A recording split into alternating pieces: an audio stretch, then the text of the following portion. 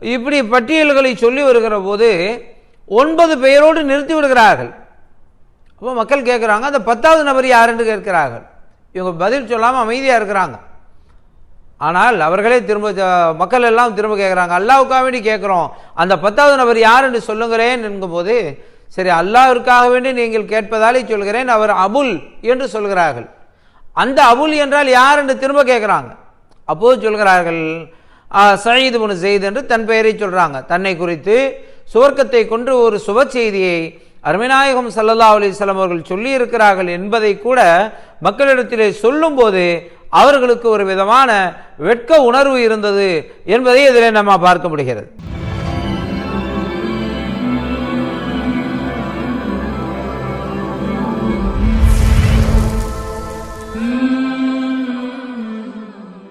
அஸ்ஸலாமு அலைக்கும் வரஹ்மத்துல்லாஹி வபரகாத்துஹு.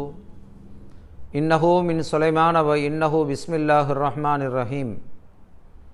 அல்ஹம்துலில்லாஹி ரப்பில் ஆலமீன் வஸ்ஸலாத்து வஸ்ஸலாமு அலா சய்யிதினா முஹம்மதின் அஷ்ரஃபில் அன்பியாஇ வல் முர்சலீன் வ அலா ஆலிஹி வ அஸ்ஹாபிஹி அஜ்மஈன் வ மன் தபிஅஹும் பி இஹ்சானின் இலா யௌமித்தீன். சங்கைக்குரிய பெருமக்களே,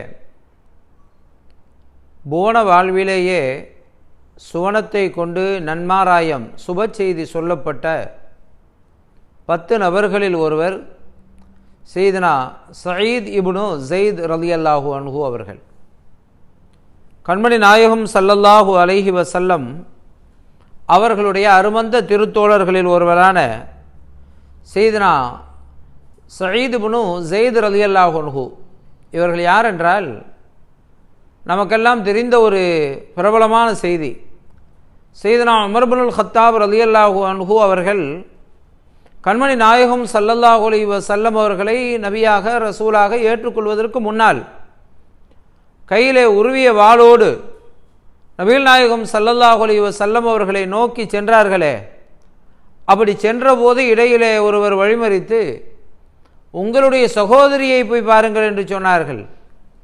உடனே தன் வீட்டிற்கு வருகிறார்கள். அங்கே சகோதரி ஃபாத்திமா பின்த் கத்தாப் ரலியல்லாஹு அன்ஹா அவர்கள் குர்ஆன் ஓதிக்கொண்டிருந்தார்கள்.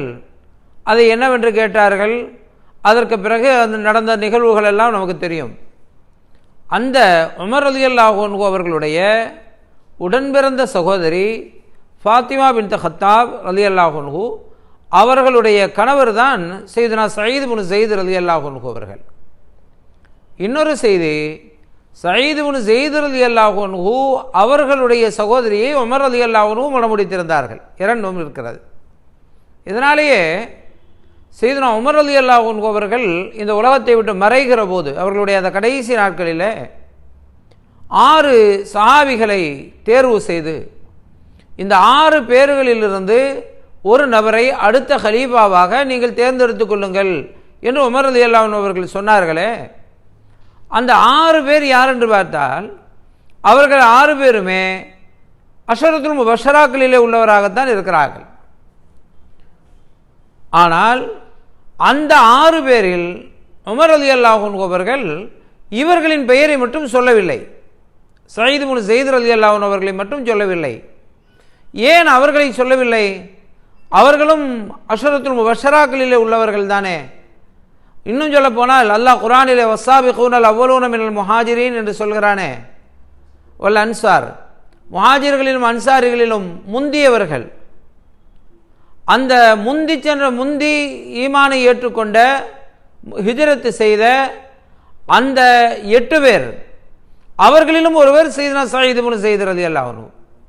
இப்படி இருக்க ஏன் உமர் ரலியல்லாஹு அன்ஹு அவர்கள் இவர்களின் பெயரை மட்டும் விட்டுவிட்டார்கள்?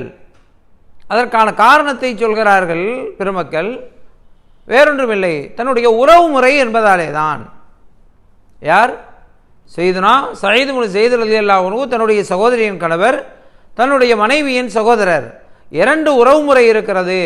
அதனாலே உறவு முறையில் உள்ள ஒருவரை அடுத்த கலீஃபாவாகவோ அல்லது கலீஃபாக்களை தேர்ந்தெடுக்கிற ஒரு ஆலோசகர்களில் ஒருவராகவோ சையதுனா உமர் ரலியல்லாஹு அன்ஹு அவர்கள் தேர்ந்தெடுப்பதற்கு விட்டுவிட்டார்கள் என்று உமர் ரலியல்லாஹு அன்ஹு அவர்களுடைய செய்தி குறிப்பிடுகிறது. திர்மிதி ஷரீஃபிலே ஒரு ஹதீஸ், சையதுனா சயீத் இப்னு ஸெய்த் ரலியல்லாஹு அன்ஹு அஷரத்துல் பஷராக்களை பட்டியலிடுகிறார்கள். அவர்களின் பெயர்களை இன்னார் இன்னாரை எல்லாம் கண்மணி ஸல்லல்லாஹு அலைஹி வஸல்லம் அவர்கள் அபூபக்கர் ஃபில் ஜன்னா, உமருன் ஃபில் ஜன்னா, உஸ்மான் ஃபில் ஜன்னா, அலி ஃபில் ஜன்னா, அபூபக்கர், உமர், உஸ்மான், அலி ரலியல்லாஹு அன்ஹும், அப்துர் ரஹ்மான் இப்னு அவுஃப் ரலியல்லாஹு அன்ஹு, ஜுபைர் இப்னு அவாம் ரலியல்லாஹு அன்ஹு, தல்ஹத் இப்னு உபைதுல்லாஹ் ரலியல்லாஹு அன்ஹு, இப்படி பட்டியல்களை சொல்லி வருகிற போது 9 பெயரோடு நிறுத்தி விடுகிறார்கள். அப்போ மக்கள் கேட்குறாங்க, அந்த 10வது நபர் யார் என்று கேட்கிறார்கள். இவங்க பதில் சொல்லாமல் அமைதியாக இருக்கிறாங்க. ஆனால் அவர்களே திரும்ப மக்கள் எல்லாம் திரும்ப கேட்குறாங்க, அல்லாஹ்வுக்காக வேண்டி கேட்குறோம், அந்த 10வது நபர் யார் என்று சொல்லுங்களேன் என்கும்போது, சரி அல்லாஹ்விற்காக வேண்டி நீங்கள் கேட்பதாலே சொல்கிறேன், அவர் அபுல் என்று சொல்கிறார்கள். அந்த அபுல் என்றால் யார் என்று திரும்ப கேட்குறாங்க. அப்போது சொல்கிறார்கள் சயீத் இப்னு ஸைத் என்று தன் பெயரை சொல்கிறாங்க. தன்னை குறித்து சுவர்க்கத்தை கொண்டு ஒரு சுப செய்தியை அருமைநாயகம் ஸல்லல்லாஹு அலைஹி வஸல்லம் அவர்கள் சொல்லி இருக்கிறார்கள் என்பதை கூட மக்களிடத்திலே சொல்லும்போது அவர்களுக்கு ஒரு விதமான வெட்க உணர்வு இருந்தது என்பதை இதில் நம்ம பார்க்க முடிகிறது. இவங்க ஹிஜ்ரத்திற்கு சென்றவர்கள். ஹிஜ்ரத்தில் கண்மணி ஸல்லல்லாஹு அலைஹி வஸல்லம் அவர்கள் 2 சஹாபிகளையாக இணைத்தார்களே, அதில் இவர்களோடு சையதுனா ராஃபி இப்னு மாலிக் ரலியல்லாஹு அன்ஹு அவர்கள் 2 பேரையும் சகோதரராக கண்மணி ஸல்லல்லாஹு அலைஹி வஸல்லம் அவர்கள் மதீனா ஷரீஃபிலே இணைத்தார்கள். வரலாற்றிலே பார்க்கிறோம். இவர்கள் பத்ரு போரில் கலந்து கொள்ளவில்லை. யார்? சயீத் இப்னு ஸைத் ரலியல்லாஹு அன்ஹு பத்ரு போரில் கலந்து கொள்ளவில்லை. ஏன் கலந்து கொள்ளவில்லை? ஒரு காரணம் இருக்கிறது. பத்ரு யுத்த காலத்திற்கு முன்னர் கண்மணி ஸல்லல்லாஹு அலைஹி வஸல்லம் அவர்கள் எதிரிகள் எங்கிருந்து வருகிறார்கள் என்பதை உளவு பார்ப்பதற்காக வேண்டி 2 பேரை அனுப்பி வைத்தார்கள். போய் உளவு பார்த்துட்டு வாங்க என்று. ஒன்று சயீத் இப்னு ஸைத் ரலியல்லாஹு அன்ஹு இவர்கள், இன்னொன்று தல்ஹத் இப்னு உபைதுல்லாஹ் ரலியல்லாஹு அன்ஹு. 2 பேரையும் அனுப்பி வைக்கிறாங்க கண்மணி ஸல்லல்லாஹு அலைஹி வஸல்லம் உளவு பார்ப்பதற்காக. எதிரிகள் எங்கே வர்றாங்க, அதாவது 2 படை. ஒன்று மக்காவிலிருந்து புறப்பட்டு வருகிற அபூஜஹலின் தலைமையிலே வருகிற ஒரு படை, இன்னொன்று சிரியாவிலே வியாபாரத்தை முடித்து விட்டு வருகிற அபூ சுஃபியான், அன்றைக்கு இஸ்லாத்தை ஏற்றுக்கொள்ளாத நிலையில் அவர்களுடைய தலைமையிலே வருகிற படை. இந்த 2 படை இருக்கிறதே, இந்த அபூ சுஃபியானுடைய படை எங்கே வருகிறது என்பதை உளவு பார்ப்பதற்காக கண்மணி ஸல்லல்லாஹு அலைஹி வஸல்லம் அவர்கள் 2 பேரை அனுப்புனாங்க. அதில் தல்ஹத் இப்னு உபைதுல்லாஹ் ரலியல்லாஹு அன்ஹு, சயீத் இப்னு ஸைத் ரலியல்லாஹு அன்ஹு 2 பேரும் போறாங்க. வரலாற்றிலே பார்க்கிறோம், ஒரு கிணறு இருக்கிறது. அந்த கிணற்று பக்கத்தில் 2 பெண்கள் தண்ணீர் எடுப்பதற்காக வந்து பேசி கொண்டிருக்கிறார்கள். அவங்க பேசிக்கொள்கிறார்கள், அபூ சுஃபியான் படை இப்படி இந்த பக்கமாக வருகிறதாமே என்று. இவங்களுக்கு செய்தி கிடைத்து விட்டது. செய்தி கிடைத்ததற்கு பிறகு இவர்கள் புறப்பட்டு கண்மணி ஸல்லல்லாஹு அலைஹி வஸல்லம் அவர்களிடத்திலே வருகிறார்கள். அந்த நேரம் அபூ சுஃபியான் அந்த பகுதிக்கு அவர் வருகிறார். வந்தால் என்ன நடந்தது என்றால், அங்கே இருந்த அந்த 2 பெண்கள் இடத்துல கேட்குறாங்க, இந்த பக்கமாக வேற யாராவது வந்தாங்களா? ஏன்னா அவர்களுக்கு ஒரு சந்தேகம் என்னவென்றால், நாம் வருவதை குறித்து உளவு பார்ப்பதற்காக முஹம்மது ஸல்லல்லாஹு அலைஹி வஸல்லம் யாரையாவது அனுப்பியிருக்கலாம் தானே, அப்படி இருக்கலாம் என்று நினைத்து அவர்கள் உளவு பார்ப்பதற்காக வந்துட்டாங்க. இதில் ஒரு செய்தி, முஹம்மது ஸல்லல்லாஹு அலைஹி வஸல்லம் அவர்கள் தன்னுடைய தோழர்களில் 2 பேரை அனுப்புகிறார்கள். ஒரு படை தளபதி கண்மணி ஸல்லல்லாஹு அலைஹி வஸல்லம். ஆனால் அபூ சுஃபியான் என்ன நினைச்சாங்க தெரியுமா, வேற யாரையும் அனுப்பக்கூடாது, நாமே போக வேண்டும் என்று தளபதியே வருகிறார்கள். அப்படி வந்தால் அந்த அந்த 2 பெண்கள் பேசி கொண்டிருக்கிறார்கள். அவங்கள்ட்ட கேட்டாங்க, அங்கே யாராவது வந்தாங்களான்னு. வந்தார், யாரோ 2 பேர் வந்தாங்க, இங்கே இருந்தாங்க, போயிட்டாங்க. யாருன்னு தெரியுமா? இல்லை, யாருன்னு அவங்கள தெரியாது சொல்லிட்டு அந்த பெண்கள் சொன்னாங்க, அதோ கிடக்குது பாருங்க ஒட்டகத்தினுடைய சாணம், நஜீஸ் கிடக்குது இல்லை, அவங்க வந்துட்டு போன அந்த ஒட்டகத்தினுடைய நஜீஸ் தான் அதுன்னு அந்த பெண்கள் சொல்கிறாங்க. உடனே அபூ சுஃபியான் ஒரு குச்சியை கையில் எடுத்துக்கிட்டு அந்த ஒட்டகத்தினுடைய அந்த நஜீஸ் சாணத்தை கிளறுகிறார். கிளறுனா அதில் பேரித்தம்பழத்தினுடைய கொட்டை இருக்கிறது. உடனே அவர் சொன்னார், அல்லாஹ்வின் மீது ஆணையாக முஹம்மது ஸல்லல்லாஹு அலைஹி வஸல்லம் அவரோ அல்லது அவருடைய ஆட்களோ இங்கே வந்து போயிருக்கிறார்கள். ஏனென்றால் இந்த பேரித்தம்பழத்தினுடைய கொட்டை மதீனாவில் வளருகிற பேரித்த மரத்தினுடைய பழத்தினுடைய கொட்டை. அப்போ அதை சாப்பிட்ட ஒட்டகம் வந்திருக்கிறது. யாரோ மதீனாவாசி வந்துட்டு போயிருக்கிறாங்க, நாம் வருவதை குறித்து உளவு பார்க்க ஆள் அனுப்பியிருக்கிறார்கள் என்பதை தெரிந்து கொண்டு அபூ சுஃபியான் ரெட் சி என்கிற செங்கடல் வழியாக தன் பாதையை திருப்பி போய்விட்டார்கள் என்று வரலாற்றிலே பார்க்கிறோம். இதற்கு பிறகு அது ஒரு நீண்ட செய்தி. இங்கே இந்த உளவு தெரிந்துவிட்டு நாயகம் ஸல்லல்லாஹு அலைஹி வஸல்லம் அவர்களிடத்தில் சொல்ல வந்தாங்கல்ல, சொல்ல வருகிற போது அப்போதெல்லாம் அபூஜஹலுடைய படை அங்கே வந்து விட்டது. கண்மணி ஸல்லல்லாஹு அலைஹி வஸல்லம் அவர்களுடைய தரப்பிற்கும் அபூஜஹலுடைய படைக்கு மத்தியிலே யுத்தம் நடந்தது. யுத்தம் முடிந்து போய்விட்டது. யுத்தம் முடிந்ததற்கு பிறகுதான் இவங்க 2 பேரும் வந்து சேர்றாங்க. அப்படின்னா இதில் நாம் ஒரு விஷயத்தை விளங்கிக் கொள்ள வேண்டும். என்ன விஷயம் என்று சொன்னால், பத்ரு போர் என்பது இஸ்லாத்தினுடைய பிரம்மாண்டமான ஒரு போர் தானே. ஆனால் அந்த போர் நடந்தது என்னவோ மாதக்கணக்கில், வாரக்கணக்கில், நாட்கணக்கில் எல்லாம் அல்ல. சில பேர் நினைக்கிறது போல ஏதோ இன்றைக்கு உலகத்தில் யுத்தங்கள் பல நாடுகளுக்கு மத்தியிலே வருட கணக்கில் நடக்கிறதே, அப்படியெல்லாம் இல்லை. மாறாக அன்றைக்கு நடைபெற்ற யுத்தம் என்னவென்றால், ஒரு முற்பகல் வேளையில் தொடங்கி முற்பகலிலேயே முடிந்து போய்விட்டது. கொஞ்ச நேரம் தான் நடைபெற்றது. பத்ரு என்பது ஒரு பிரம்மாண்டமான போராக இருந்தாலும் சிறிது நேரத்தில் முடிந்து போய்விட்டு, சில மணி நேரங்களில் முடிந்து போய்விட்டது என்பதை நாம் ஞாபகத்தின் நினைவில் வைத்துக் கொள்ள வேண்டும். ஹைர், இப்போது அவர்கள் வருகிறார்கள். ஆனால் கண்மணி ஸல்லல்லாஹு அலைஹி வஸல்லம் அவர்கள் என்ன சொன்னார்கள் என்று சொன்னால், பத்ரு போர்க்களத்தினுடைய பணியில் தான் உளவு பார்ப்பதற்காக சென்ற காரணத்தினாலே இந்த 2 பேருமே பத்ரு போரில் கலந்து கொண்டவர்களாகத்தான் அறிவிக்கப்படுகிறார்கள்.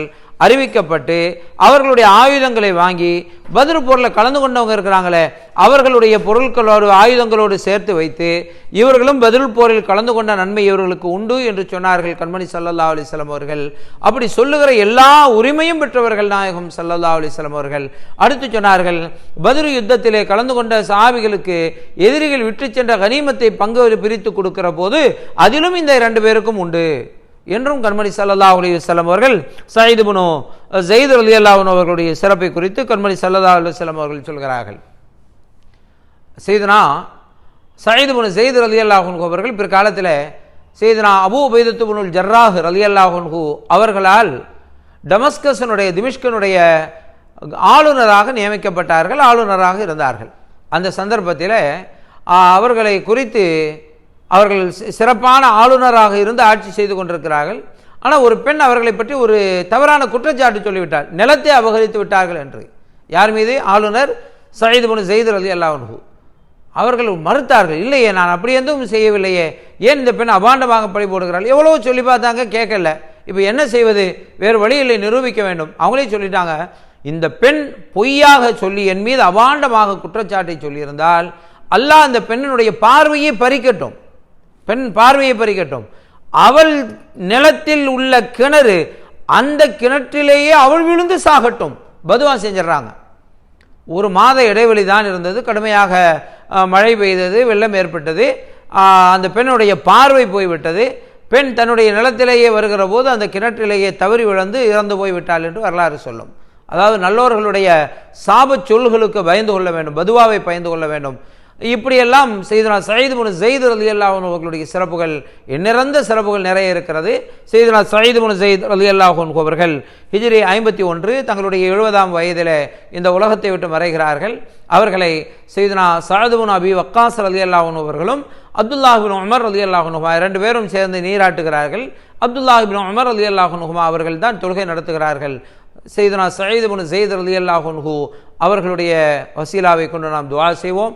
எல்லாம் வல்ல அல்லாஹ் ஜல்ல ஷானஹு வ தஆலா மேன்மக்களான இந்த பெருமக்களினுடைய பொருட்டால் நம்முடைய வாழ்வை வளமாக்கி வைப்பானாக. ஆமீன். வஸ்ஸலாமு அலைக்கும் வரஹ்மத்துல்லாஹி வபரகாத்துஹு.